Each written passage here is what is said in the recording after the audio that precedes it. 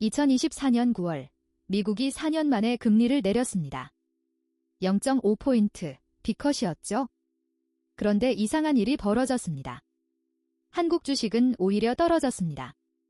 부동산은 다시 들썩이기 시작했고요.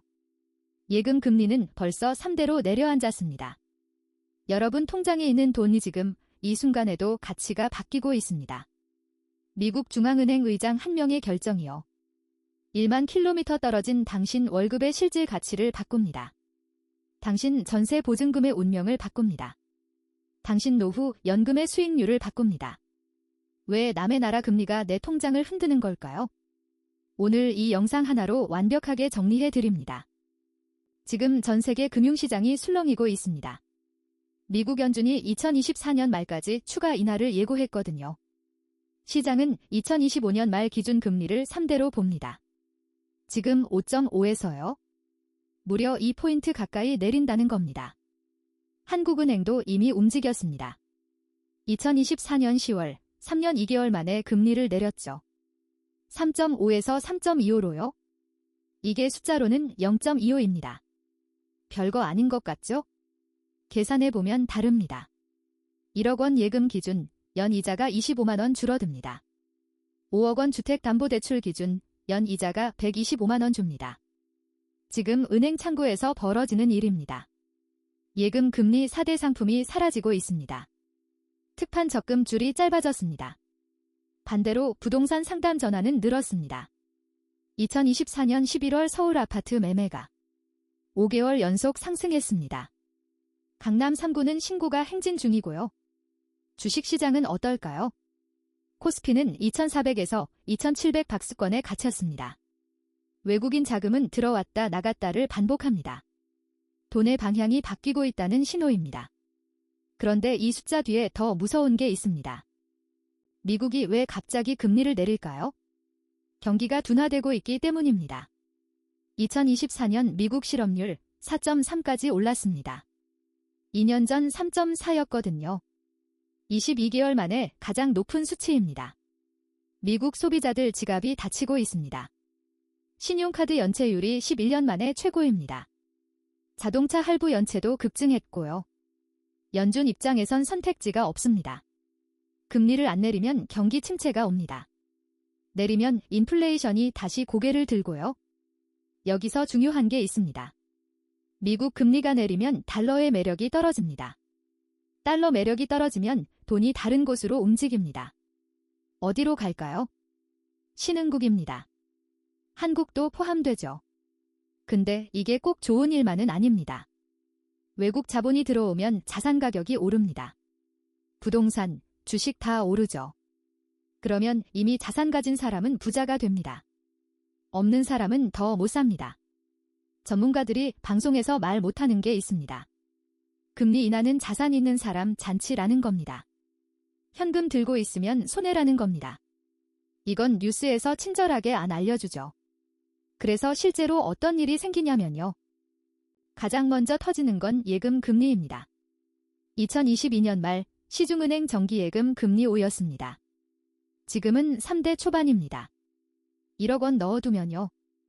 연 이자가 500만 원에서 300만 원대로 줄었습니다. 매달 커피 50잔 값이 사라진 셈이죠. 그래도 원금은 지켜지잖아요. 맞습니다.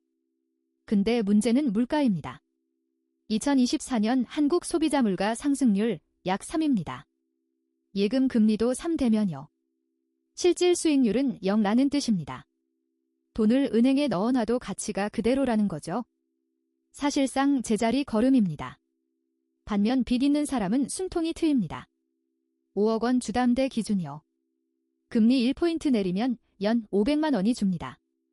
매달 40만 원 넘게 아끼는 겁니다. 2024년 하반기 영끌족 한숨이 좀 줄었습니다. 2022년 7 넘던 대출 금리가요. 지금 4대로 내려왔거든요. 근데 여기서 함정이 있습니다. 금리 내리면 사람들 심리가 바뀝니다. 대출 좀 더 받아도 되겠는데? 이 생각이 문제입니다. 실제로 2024년 가계대출 증가 속도가 빨라졌습니다.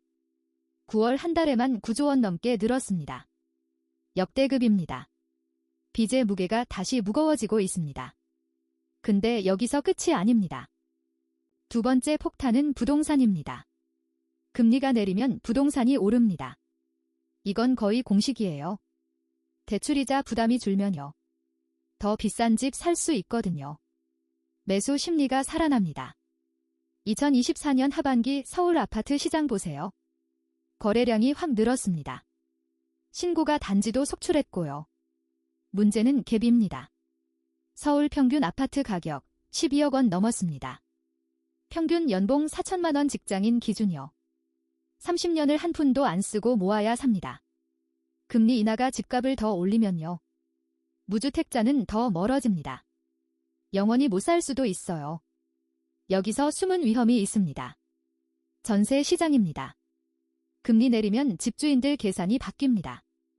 전세보다 월세가 유리해지거든요. 전세 매물이 줄어듭니다. 전세 매물 줄면 전세가가 오릅니다. 2024년 서울 전세가 하반기 들어 반등했습니다. 6개월 연속 올랐어요. 전세 살던 사람이 밀려납니다. 더 외곽으로, 더 좁은 집으로요? 아니면 월세로 전환해야 합니다. 매달 나가는 고정비가 늘어난다는 뜻입니다. 월급은 그대로인데요. 그럼 과거엔 이런 일이 어떻게 끝났을까요? 2008년으로 가보겠습니다. 글로벌 금융위기 때요. 미국 연준이 금리를 거의 0까지 내렸습니다. 한국도 따라서 2까지 낮췄죠. 그 결과가 뭐였냐면요. 2009년부터 부동산이 다시 올랐습니다. 주식시장은 2년 만에 2배 뛰었고요. 코스피 938에서 2000 넘게 갔습니다. 그때 주식 산 사람은 대박 났죠. 근데 현금 쥐고 있던 사람은요. 기회를 다 날렸습니다. 2020년 코로나 때도 똑같았습니다. 미국이 금리를 제로로 내렸죠. 한국도 0.5까지 낮췄고요. 그 결과요. 서울 아파트가 2년 만에 50 넘게 올랐습니다. 주식은 코스피 3300 찍었고요. 패턴이 보이시죠? 금리 내리면 자산이 오릅니다. 자산 없으면 벌어집니다. 근데 지금은 결정적으로 다른 게 있습니다. 첫째, 가계부채 수준입니다. 2024년 가계부채 1900조 원 돌파했습니다. GDP 대비 100 넘습니다. 세계 최고 수준이에요. 둘째, 고령화 속도입니다. 2025년 한국은 초고령 사회에 진입합니다. 65세 이상이 20 넘는다는 뜻이죠. 소비 여력이 줄어든다는 겁니다. 과거처럼 돈 풀면 경기 살아나는 시대가 아닙니다. 구조가 달라졌어요. 그래서 지금 당신이 해야 할 것은 딱 하나입니다. 앞으로 3가지 시나리오가 있습니다. 최악의 경우요. 금리 내렸는데 경기는 안 살아납니다. 스태그플레이션이 옵니다. 물가 오르고 경제는 죽는 최악의 조합이죠. 보통의 경우요. 금리 인하 효과가 서서히 나타납니다. 2025년 하반기부터 소비가 살아납니다. 자산시장은 완만하게 상승하고요. 최선의 경우요. 미국 경제 연착륙에 성공합니다. 한국도 수출 회복되고요. 주식, 부동산 모두 우상향합니다. 그래서 지금 당장 해야 할 것 3가지입니다. 첫째, 현금 비중을 점검하세요. 전체 자산의 30 이상 현금이면요. 일부는 움직일 준비를 하세요. 둘째, 대출 금리를 확인하세요. 고정금리로 갈아탈 타이밍입니다. 지금 금리가 바닥 근처일 수 있어요. 셋째, 연금 계좌를 점검하세요. IRP, 연금저축 방치하고 계시죠? 금리 인하기엔 주식형 비중을 높여야 합니다. 이번 금리 인하 사이클요. 최소 2년은 갑니다. 이 2년이 당신의 10년 자산을 결정합니다. 이 채널을 구독하고 알림을 켜두세요. 다음 영상에서 2025년 부동산 사야 할까 팔아야 할까 얘기합니다. 놓치면 후회합니다.